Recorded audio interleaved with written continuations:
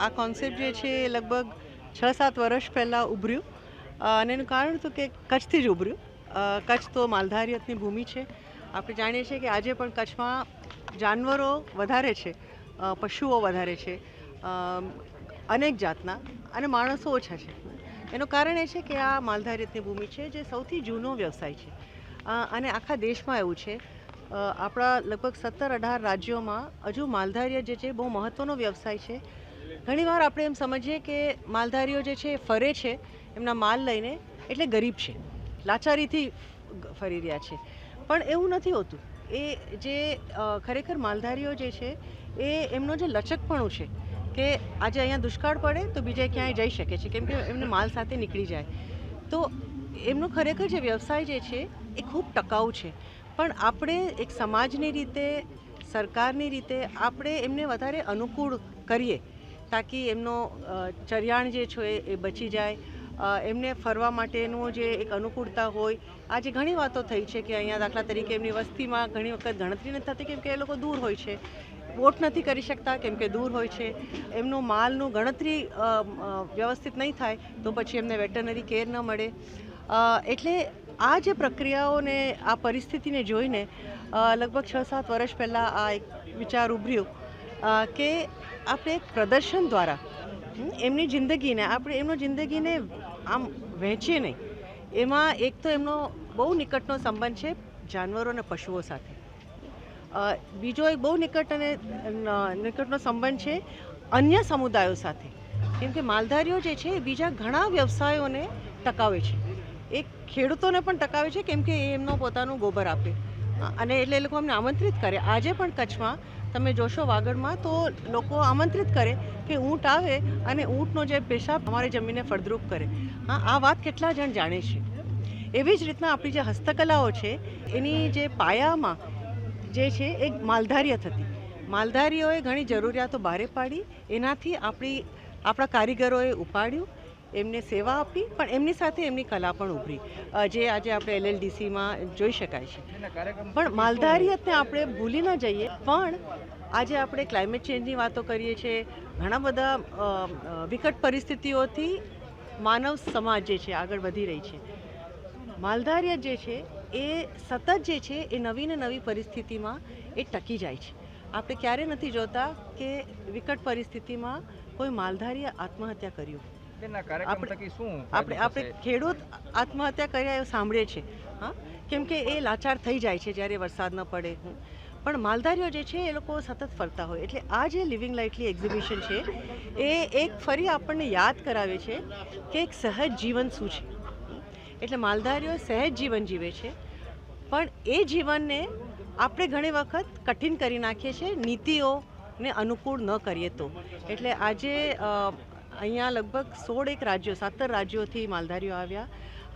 આ પ્રદર્શન પણ 6 વર્ષથી અલગ અલગ શહેરોમાં ફરીને કચ્છ પહેલી વખત આવી છે આ વખત. અને અહીંયા 17 રાજ્યોથી યુવાન આવ્યા છે, યુવાન માલધારીઓ જે લોકો ભણેલા પણ છે પણ એમની પરંપરાગત વ્યવસાયને ટકાવવા માટે, કેમ કે એમાં આર્થિક નુકસાન નથી, એમને નફો છે. કોઈ પણ માલધારીને તમે પૂછો એ કહેશે કે અમારા જે ઘેટા બકરા જે છે એ અમારા ATM છે, કેમ કે ક્યારેક અમને જરૂરિયાત પડી જાય તો અમે એને વેચી નાખીએ અને આગળ જઈએ. તો આ જે લિવિંગ લાઇટલી પ્રદર્શન જે છે એનો મકસદ એ છે, હેતુ એ છે કે આપણે માલધારીઓને થોડું સમજીએ, આપણે જોઈએ કે આપણે એનાથી શું શું શીખી શકીએ, એમની જે કલા, એમની સંસ્કૃતિ, એમનો વિજ્ઞાન, અને ખાસ કરીને એ કઈ રીતે ટકે છે, વિપરીત પરિસ્થિતિમાં પણ ટકે છે, એમાંથી આપણે શું શીખી શકીએ. અને આપણે શીખીને, માણીને એમની સાથે વધારે નિકટ સંબંધ પાછા આપણે જોડીએ, જેમ કચ્છનો હતું. કચ્છ સમાજ જે છે એ માલધારીઓ સાથેની બહુ જ નિકટ સંબંધ છે. પણ આજે કચ્છની શહેરી નવી પેઢી અને ગામના પણ નવા પેઢી જે છે એમને આ માલધારીયતની ફરી એક યાદ કરાવવા માટે અને ફરી પાછા એ જીવન એમાં નવીનતા પણ આવી જોઈએ। नाम पवना है और मैं हिमाचल प्रदेश से हूँ। हमारा हिमाचल प्रदेश में हिमाचल घुमंतु पशुपालक महासभा एक संगठन है जिसमें हम भेड़ बकरी वाले लोग जो हैं, गाय भैंस वाले जो लोग हैं जो घूमते हुए पशु चराई करते हैं, हमारा एक संगठन है। और हम वहाँ पे जो है वो गर्मियों से सर्दियों के चारागाहों की ओर जाते हैं और सर्दियों से गर्मी की ओर चारागाहों की ओर जो है वो माइग्रेशन करते हैं। तो हमारा जो ये घुमंतु पशुपालन व्यवसाय है वो आज विकास परियोजनाओं के चलते या पॉलिसी के चलते या वन कानूनों के चलते जो है वो खतरे में पड़ा हुआ है।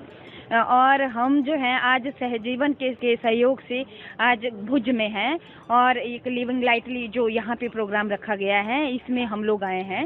यहाँ पर आके हम युवा जो साथी थे समाज के, हम लोगों ने पिछले कल जो है वो राष्ट्रीय घुमंतु पशुपालक संगठन बनाया और इस संगठन के माध्यम से हम जो हैं वो गवर्नमेंट ऑफ इंडिया के मिनिस्टर जो हमारे पशुपालन मंत्री हैं उनसे मिले और उनके सामने हमने अपनी बातों को रखा और हमें निष्कर्ष में उनसे एक सहयोग की आशा हुई और उनकी तरफ से भी ये साफ माना गया है कि पशुपालन जो है वो एनिमल हस्बेंड्री डिपार्टमेंट का ही अकेले का काम नहीं है। उसके लिए हमें जो है वो फॉरेस्ट डिपार्टमेंट और सुरक्षा के नज़रिए से होम डिपार्टमेंट का भी एक इसमें बहुत बड़ा रोल है। जब ये तीनों मंत्रालय हमारे लिए जो है वो एक अम्ब्रेला बनाएंगे, एक कोई ऐसा फोरम बनाएंगे जिसके तले ये घुमंतु पशुपालन जो है वो जिंदा रहेगा।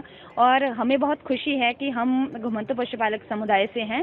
ये सब रोजगार होते हुए भी लोगों को रोजगार देता है और देश के मीट ऊन जैसी आर्थिकी को मजबूत करता है। और बहुत अच्छी बात है कि अब जो है वो लोगों का गोबर बिकने की बात हो रही है, तो एक लोगों के लिए भी इनकम का सोर्स है और कहीं ना कहीं हम पर्यावरण को बचाए रखने के लिए जो है वो पर्याप्त लोगों को मतलब सरकार को या जो जिनको चाहिए वो उनको गोबर दे सकते हैं। तो इसके लिए जो है युवा साथियों ने संकल्प लिया है कि हम अपने इस पुश्तैनी व्यवसाय को कैसे बचाएं और किस तरह से सरकार के जो है वो शिक्षा के कार्यक्रम में जो है वो घुमंतु पशुपालन और इस तरह की चीजें जो हैं वो ऐड हों और इसमें जो है वो व्यवसाय को सुरक्षा मिले।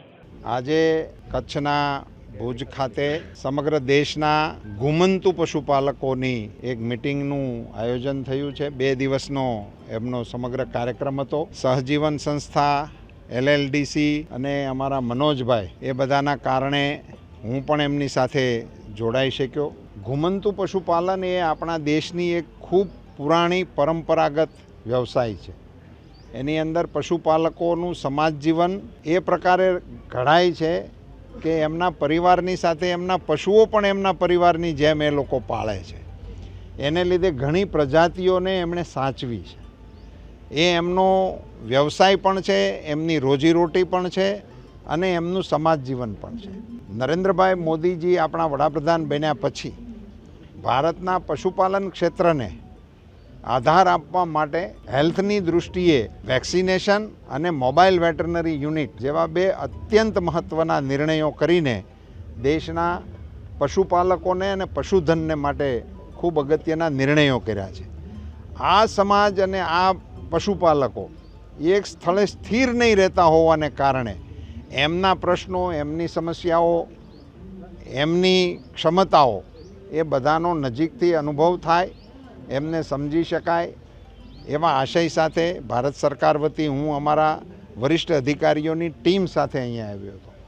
અત્યારે અમે આ સમાજની વસ્તી કયા રાજ્યમાં કેટલી છે, એમની સાથે કયા પ્રકારના પશુઓ છે, એમની કઈ સમસ્યાઓ છે એનું અવલોકન કરી રહ્યા છીએ। એનું રજિસ્ટ્રેશન કરીશું, એના રેકોર્ડ ઊભા કરીશું અને આપણી જે યોજનાઓ છે એમાં આ સમાજને કેવી રીતે લાભાન્વિત કરી શકાય એની આગળથી રચના કરીશું। मीर हमजा है, मैं वन गुज्जर समुदाय ट्राइब से आता हूं और मैं उत्तराखंड के ऋषिकेश में रहता हूं। जो आज मालधारी समुदाय जो पूरे भारत के अलग अलग राज्यों से यहाँ एकत्रित हुए, उनके द्वारा वो विशेषकर युवा थे और युवाओं द्वारा जो है एक राष्ट्रीय स्तर का एक संगठन बनाया और जितनी भी समस्याएं हैं मालधारियों की, उन समस्याओं पर विस्तार पूर्वक जो है चर्चा की जाएगी और उसके समाधान के लिए विशेष प्रकार से प्रयास किए जाएंगे। इस तरीके का यहाँ आज गठन हुआ है संगठन का और हमें बहुत खुशी हुई और मैं नमन करता हूँ गुजरात की इस भूमि का, जहाँ से ये देश की आंदोलन के भी यहाँ से योद्धा है और आज देश के प्रधानमंत्री भी यहाँ से है, और यही हमें जो है आज अपने संगठन गठन करने का सौभाग्य प्राप्त हुआ। मैं शुक्रगुजार हूँ गुजरात का। આવા જ અવનવા વિડીયોઝ માટે અબ તકની ચેનલને સબસ્ક્રાઇબ, લાઇક અને શેર કરતા ના ભૂલશો। આ જ રીતે જોડાયેલા રહો અબ તક સાથે।